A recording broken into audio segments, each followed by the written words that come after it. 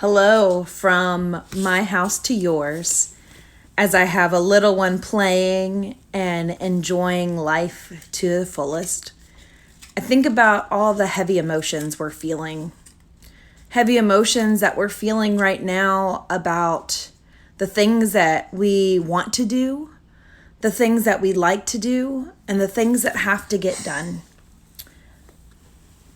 And I think about the emotions that many of our families and our children are feeling.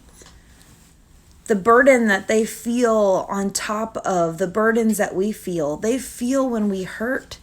They feel our happiness, our impatience, and our insecurities.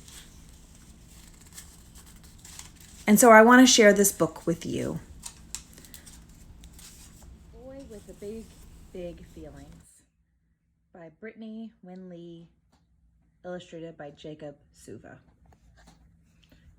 I found this book to be important to think about how children and children's books come to sometimes speak greatly to how we are feeling. There once was a boy with feathery hair and a heart that was bursting with feeling. His emotions seemed bigger than everyone else's, and sometimes they made him go reeling. When playing outside on the yellowest days, a loud truck might rumble on by. And wouldn't you know it, that big heart of his would push feelings right out of his eyes. At night, when the shadows would form on the walls and fear would steal all of his rest, those feelings of his made it so hard to breathe as they jumped up and down on his chest. Sometimes, when his play had come to an end or when things didn't go as he planned, the feelings would run down the length of his arms and clench when they got to his hands. He felt happy feelings as big as the others from tickles and hide and go seek, and jokes and races and stories and songs. They made him glow from his cheeks. Beautiful things would stick in his brain and not have leave for hours and hours. The fur of a dog, the fluffy white cloud, his mama, a banjo, some flowers.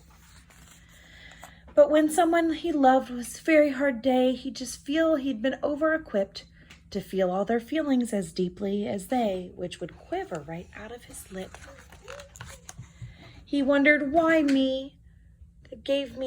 Why this big giant heart in a world that's so heavy and kind, where all of the feelings under the sun feel as if they were made to be mine. So the boy tried to stuff all his feelings deep down, to control what he thought he should hide, afraid that others would make fun of him if they saw what he felt deep inside. Would they think he was weak, dramatic, afraid? Would they call him a wimp or a baby? If they saw the big thumping heart of his in his chest, would they not want to play with him, maybe? But while he was swinging one day, feeling oh so alone, he noticed a girl feeling blue. He marveled, what's that? Could it be? Yes, indeed. Her emotions were extra big, too. Are you okay? The boy asked the girl. I'm fine. Just sometimes I get sad. He said, you do? I get sad, too. I get scared and silly and mad.